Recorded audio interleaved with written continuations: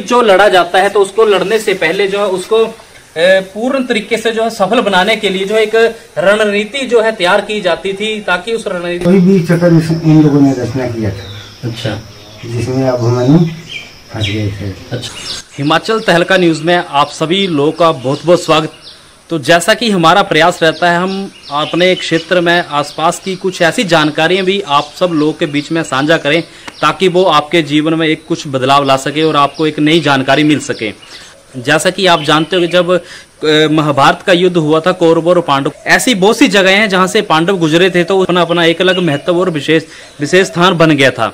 ऐसी एक जगह जिला हमीरपुर के तहत आने वाली नदौनता विधानसभा के क्षेत्र धनेटा में है। जहां पर हम खड़े हैं ये राजनौन जगह है, जहां पर आप देख रहे हैं यहाँ पर जो है वादियां हैं। और आपको बता दें कि महाभारत में कौरवों ने पांडवों को हराने के लिए एक चक्रव्यूह रचा था।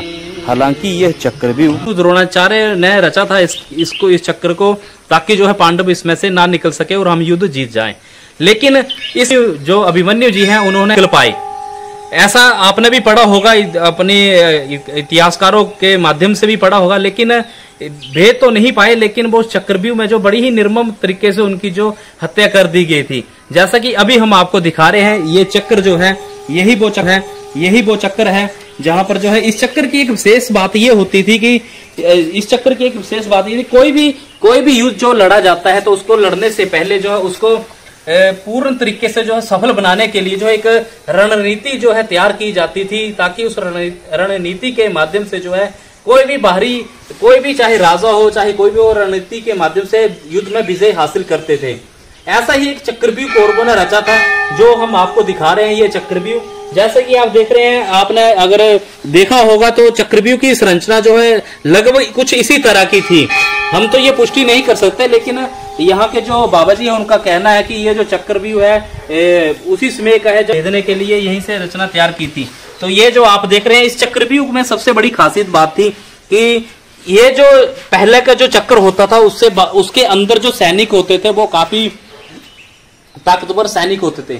फिर दूसरे चक्कर में उतनी होती थी, उसमें उससे भी ज्यादा ताकतवर होते थे सैनिक। और जब किसी योद्धा की अगर मृत्यु हो जाती थी, उनके पास एक विकल्प रहता था, उसकी जगह जो है दूसरे योद्धा को भेजा जाए, ताकि जो है उस चक्रव्यूह को कोई भी भेद ना सके। ऐसे ही महाभारत में भी ऐसा ही हुआ था कुछ इस तरीके से। तो हम आपको दिखा रहे हैं कि ये जो चक्र है ये नदौन के पास जो समीप क्षेत्र है धनेटा, वहां पर एक जगह है राजनौन, वहां पर ये चक्रव्यूह की रचना है जो आज आप देख रहे हैं। ये पांडवों ने कुछ ये जो पहले था ये इस तरह का था, लेकिन अब इसकी जो है दोबारा से इसकी जो है रिपेयरिंग की गई है, उसी तरह से बनाया गया है। चक्र ऐसा ही था, लेकिन इसके बारे में आपको बता दें कि इस चक्रव्यूह को जो है 148 व्यू होते थे उस समय, लेकिन 40 व्यू जो है महाभारत में सेनाओं ने की थी।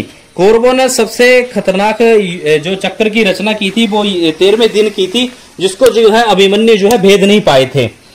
तो जो अंतिम पंक्ति में जो खड़े होते उसमें द्रोणाचार्य, दुशासन, अश्वत्थामा, कृपाचार्य, कर्ण, दुशासन थे। और जो इस चक्र को भेदने की जो जानकारी थी, भगवान श्री कृष्ण, बलराम, अश्वत्थामा, विश्वथामा, अर्जुन, कर्ण और प्रद्युम्न आदि के पास जो है इसको भेदने की पूर्ण रूप से जानकारी थी। तो इस चक्रव्यूह के बारे में पता चला था तो वो अपनी माता सुभद्रा जी की कोख में थे, तब उन्होंने इस चक्रव्यूह के बारे में जो है पूरी जानकारी उन्हें मिली थी।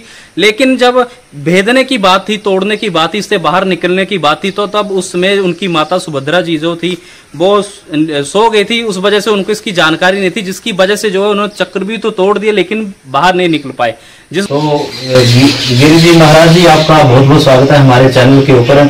आप बताइए ये जो नीचे आपके यहाँ जो चक्र सा बना हुआ व्यू क्या है इसका? जैसे कि पांडव लोग ने रचना किया था इसे, बीज चक्र के। अच्छा, बीज चक्र के मतलब कि ये हमारे माया के चक्कर है जी, 84 के चक्कर जी, हम इसी में घूम रहे हैं ना सब, बिल्कुल पूरे संसार। वही बीज चक्र इन लोगों ने रचना किया था। अच्छा, जिसमें अभिमन्यु फंस गए थे। अच्छा, 6,500 वर्ष हो गया। अच्छा, 6,500 वर्ष हो गया। था। उसके बाद में उन लोगों ने नहानी भी रचना किया है। अच्छा। हाँ, नहानी भी बनाया है। और प्याला भी जो बीच वाला प्याला दिखाया जी, वो शेषा सैया है।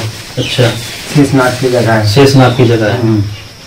वो भी पांडवों की बना है जी। हाँ, उन्हीं लोग की बनाई है। ये हवेली जो है खंडर सी आधा लाल लाल सी रंगा सी दिखाई पड़ रहा है जी, वो पांडवों का बना हुआ है। अच्छा, पांडवों का बना हुआ। पांडवों का बना है। ऊपर अभी बना है, महात्मा जी ने बनाया है। अच्छा, हमारे गुरु भाई जी। तो ये बनाते बनाते उन लोगों ने कहीं शायद कहीं इधर गुजरी में कहीं छाट छोड़ दिया था 4 बजे भोर में। अच्छा, तो उन लोगों ने काम बंद कर दिया था यहाँ। अच्छा, आगे चली गई फिर काम बंद करके। अच्छा, आगे चली गई फिर आगे ऊपर चमुखा है जी, चमुखा महादेव की वहाँ रचना किया उन लोगों ने। अच्छा।